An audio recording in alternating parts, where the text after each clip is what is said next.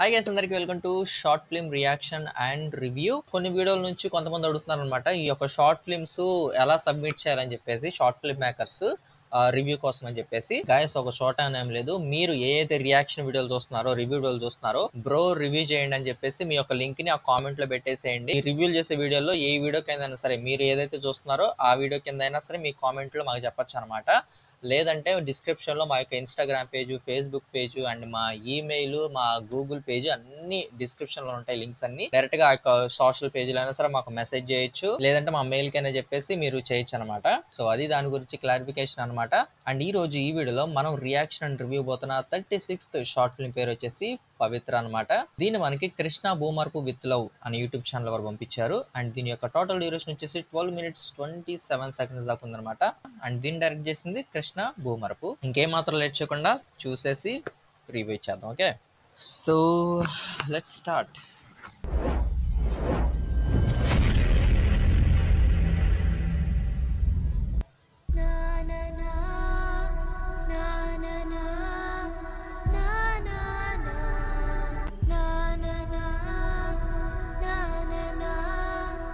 నీకు మళ్ళీ మహాలక్ష్మి లాంటి కూతురు పుట్టిందయ్యా. ఇప్పటికే ఇంటి నిండా చరిత్రాలే, మళ్ళీ ఆడపిల్లనా? మనకు మంచి జరగాలంటే ముందు మన బుద్ధి మంచిగా ఉంచుకోవాలి తాతయ్య. ఆడపిల్ల ఎదురొస్తే చెడు జరుగుతుంది అనుకుంటే మరి బయటికి వెళ్ళే మగవాళ్ళందరూ సాయంత్రం ఇంటికి బాగానే తిరిగి వస్తున్నారుగా. ఏంటే వీళ్ళంత లేవు, నాకే ఎదురు సమాధానం చెప్తావా? సరిహద్దులు కలవా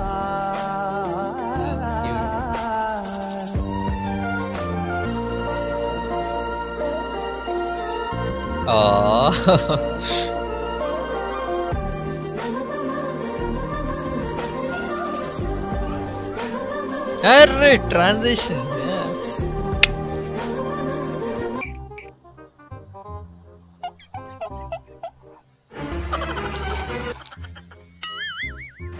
నీ అబ్బా, ఏంది అంత గట్టి కొట్టావు? పెద్దోళ్ళు ఏం చెప్పారండి, భర్త అంటే భరించేవాడు, అంతేగా అత్తయ్య?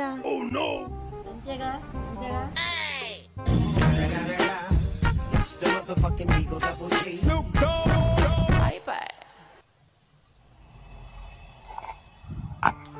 మాటలో నీకేం తెలీదు. చదువుద్దేమో తింటే పోయి పని చేసుకోపో. అమ్మా, ఎందుకండి ఆడవాళ్ళ అమ్మని చూసుకోలేకపోయానమ్మా, క్షమించు పవిత్ర.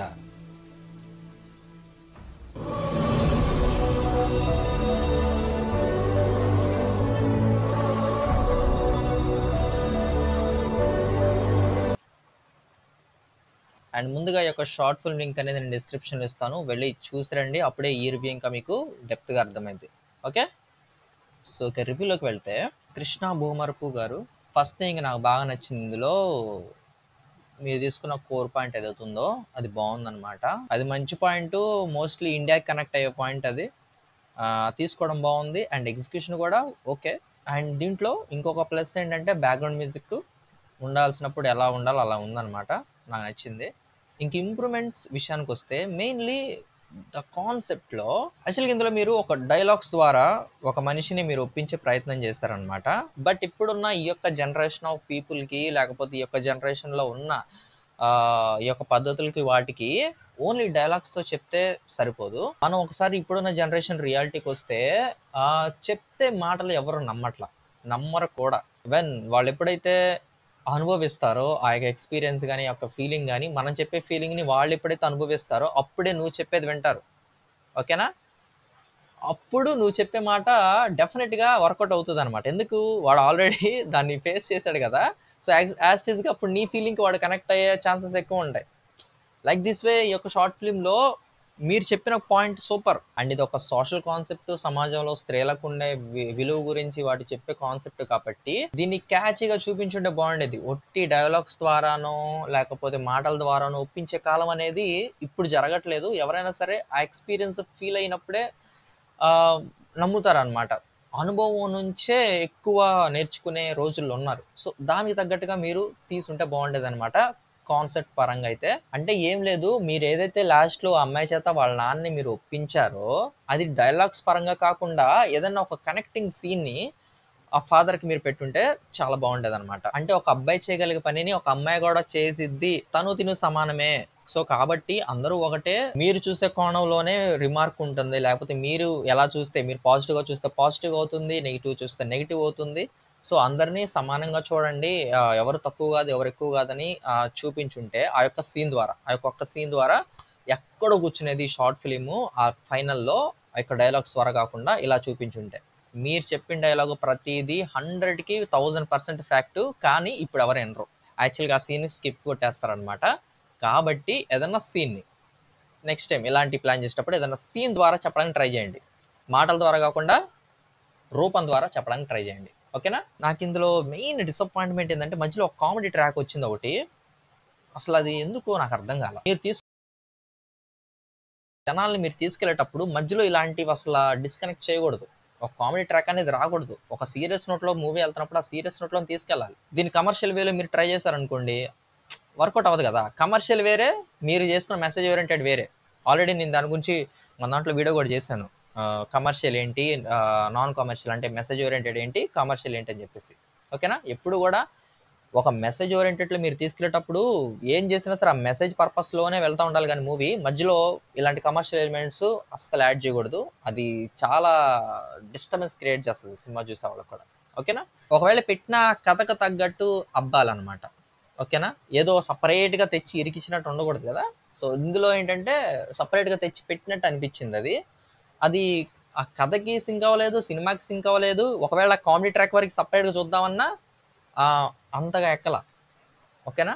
నెక్స్ట్ టైము జాగ్రత్త పడండి ఆ ఒక్క విషయంలో. తర్వాత నెక్స్ట్ యాక్టింగ్లో చాలా అంటే చాలా ఇంప్రూవ్ అవ్వాలి. చెప్పే ప్రతి డైలాగ్ కూడా అప్పచెప్తున్నట్టు అనిపించింది నాకైతే చూసినంతసేపు కూడా. ప్రతి ఒక్కళ్ళు కూడా అప్పచెప్తున్నట్టు ఉందన్నమాట, ఒక న్యాచురల్ ఎమోషన్ అయితే రావట్లా. ఆ మెయిన్ లీడ్ పాప ఎవరైతే ఉన్నారో తను బాగా చేసింది, ఉన్నంతలో తను ఓకే బాగా చేసింది, పెద్ద అమ్మాయి. సో మిగతా వాళ్ళందరూ కూడా చాలా ఆర్టిఫిషియల్గా చేశారు, చాలా ఆర్టిఫిషియల్గా ఉన్నది ఉన్నట్టు అప్పచెప్పినట్టే ఉందన్నమాట. ఓకేనా? ఒకసారి నెక్స్ట్ టైం ఆ యాక్టింగ్లో చూసుకోండి. తర్వాత డబ్బింగ్ ఇష్యూస్ ఉన్నాయి, లిప్సింగ్ అవ్వట్లేదు ఎక్కడా కూడా. ముందు రివ్యూస్లో చాలా చెప్పాను అనమాట. ఒకవేళ మీకు డబ్బింగ్ కుదరకపోతే యాక్చువల్గా అక్కడ ఏదైతే షూట్ చేస్తారో ఆ వాయిస్ పెట్టేసేయండి, ఏం పర్లేదు. ఎందుకంటే షూటింగ్లో చేసేంత అగ్రెసివ్గా డబ్బింగ్లో చెప్పలేం. ఆ షూటింగ్లో ఏంటంటే ఒక ఎమోషన్ చెప్తాం కదా, ఎందుకంటే డైరెక్షన్గా మనం చెప్తాం కదా, ఇలా చెప్పు అలా చెప్పు అని చెప్పేసి డైరెక్టర్గా మనం చెప్తాం. ఆ టైంలో బాగా చేస్తారు. బట్ డబ్బింగ్కి వచ్చేసరికి ఏంటంటే ఆ ఫీలింగ్ రాదు. డబ్బింగ్లో ఏంటి, ప్రశాంతంగా కూర్చొని వాయిస్ రికార్డ్ పెట్టుకొని అక్కడున్న సీనే చెప్తాం, ఇలా ఇక్కడ కూర్చొని చెప్తాం కదా. షూటింగ్ యాక్చువల్గా స్పాట్లో ఏం చేస్తాము, నుంచుంటాం, ఆ క్యారెక్టర్ వేషం వేసుకుంటాం, ఆ క్యారెక్టర్లో ఉంటాము, ఆ లొకేషన్లో ఉంటాము. డైరెక్ట్గా దానివల్ల ఏమైందంటే వాడు ఎలా చెప్తే అలా చెప్పేస్తాం, ఆ డైరెక్టర్ ఎలా చెప్తే అలా చెప్పేస్తారు అనమాట యాక్టర్ అనేవాళ్ళు. డబ్బింగ్ చెప్పేటప్పుడు ఏంటంటే అక్కడున్న యాక్చువల్ వాయిస్ రాదు డబ్బింగ్లో. మనం మ్యాక్సిమం ట్రై చేయొచ్చు బట్ రాదు. చాలా చాలా చాలా చాలా ట్రైన్ అయితేనే అలా వస్తుంది అనమాట. డబ్బింగ్లో కూడా పర్ఫెక్ట్ సింక్ వస్తుంది, కాకపోతే ఇందులో ఆ సింక్ అనేది మిస్ అయిపోయింది. ఆ పర్ఫెక్ట్ డబ్బింగ్ అయితే రాలేదు. డబ్బింగ్ చెప్పారు కానీ కుదిరితే డబ్బింగ్ కరెక్ట్గా చెప్పండి, లేకపోతే యాక్చువల్ వాయిస్ ఏదైతే మీరు షూటింగ్లో చేస్తారో ఆ వాయిస్ని రికార్డ్ చేసుకుని పెట్టుకోండి. ఓకేనా? అది ఎలా చేయాలి, షూటింగ్లో ఎలా రికార్డ్ చేసుకోవాలి, అది కూడా మన ఛానల్లో వీడియో ఉంది, వెళ్ళి చెక్అవుట్ చేయండి, మీకు యూజ్ అవ్వచ్చు కూడా. తర్వాత ఎడిటింగ్ ఓకే బాగానే ఉంది, టైటిల్స్ వేయడం బాగానే ఉంది, అండ్ ఎడిటింగ్లో కూడా లిప్సింగ్ పోతుంది. డబ్బింగ్ చెప్పడమే కాకుండా ఈ యొక్క లిప్సింగ్ యాడ్ సరిగ్గా పెట్టకపోవడం వల్లే ఆ యొక్క నాన్ సింక్ ఇది వచ్చేసింది అనమాట నాకు తెలిసి. కెమెరా యాంగిల్స్ కూడా బాగానే ట్రై చేస్తారు. కుదిరితే ఒకటే షాట్ 2-3 యాంగిల్స్లో తీయడానికి ట్రై చేయండి. అప్పుడు ఏంటంటే ఎడిటింగ్లో ఆ సింక్ చేసుకోవచ్చు, అప్పుడు కంటిన్యూటీ వస్తుంది. మాక్సిమం అంతకి షార్ట్ ఫిల్మ్ గురించి అయితే మీ యొక్క ప్రయత్నానికి అయితే అబ్సల్యూట్లీ హ్యాట్స్ ఆఫ్ బ్రో. ఎందుకంటే ఈ యొక్క కాలంలో అందరూ కమర్షియల్ వెంటబడుతుంటే మీరు సోషల్గా ఏదో ఒక మెసేజ్ ఇద్దాం అనే ప్రయత్నం అయితే చేశారు. కాకపోతే అది కన్విన్సింగ్గా చేయండి, ఒక ఎక్స్పీరియన్స్ మీద వచ్చేటట్టుగా ఆ యొక్క ఫిలిమ్స్ ప్లాన్ చేయండి. అంటే మాటల ద్వారా కాకుండా ఆ యొక్క సీన్స్ ద్వారా మీరు చెప్పడానికి ఆ మెసేజ్ని ట్రై చేయండి. అప్పుడు ఇంకా అద్భుతంగా మీ యొక్క అవుట్పుట్ అయితే వస్తుంది. ఓకేనా? Krishna Bhumarapu with love YouTube channel guys, వెళ్ళి చెక్అవుట్ చేయండి. వాళ్ళ యొక్క ఛానల్ని మన తరపున సపోర్ట్ చేయండి, సబ్స్క్రైబ్ చేసుకోండి. అండ్ వాళ్ళ యొక్క వీడియోస్ నచ్చి, వాళ్ళ యొక్క వర్క్ నచ్చి, మీరు వాళ్ళతో కొలాబరేట్ అవ్వాలనుకున్నా, కలిసి పనిచేయాలనుకున్నా డెఫినెట్గా కాంటాక్ట్ అవ్వండి. అండ్ కృష్ణ భూమరపు విత్తుల యూట్యూబ్ ఛానల్ వారు ఎవరైనా సరే ఈ యొక్క రివ్యూ కానీ వీడియో కానీ చూస్తున్నట్లయితే మిమ్మల్ని కాంటాక్ట్ అవ్వడానికి మీ యొక్క ఇన్స్టాగ్రామ్ లింక్ కానీ ఫేస్బుక్ లింక్ కానీ ఇక్కడ కింద కామెంట్ చేయండి బ్రో. దానివల్ల ఏంటంటే ఎవరైనా సరే ఈ యొక్క వీడియో చూసి మీ యొక్క వర్క్ నచ్చి మీతో వాళ్ళు కలవాలనుకున్నా లేకపోతే మీతో మాట్లాడాలనుకున్నా వాళ్ళు మిమ్మల్ని ఆ లింక్ ద్వారా మిమ్మల్ని డైరెక్ట్గా కాంటాక్ట్ అవుతారనమాట. ఓకేనా? సో మీ యొక్క మెయిల్ కానీ లేకపోతే మీ యొక్క ఇన్స్టాగ్రామ్ కానీ ఏదైనా మీ యొక్క పేజ్ని మిమ్మల్ని కాంటాక్ట్ అవ్వడానికి ఏదైనా సరే ఒక అడ్రస్ని అయితే మీరు ఇక్కడ పేస్ట్ చేయండి కామెంట్ సెక్షన్లో. ఓకే, అండ్ అది ఇక ఈ యొక్క వీడియోకి అయితే నెక్స్ట్ రివ్యూలో మళ్ళీ కలుద్దాం. అంతవరకు నేను మీ యాష్, నమస్తే.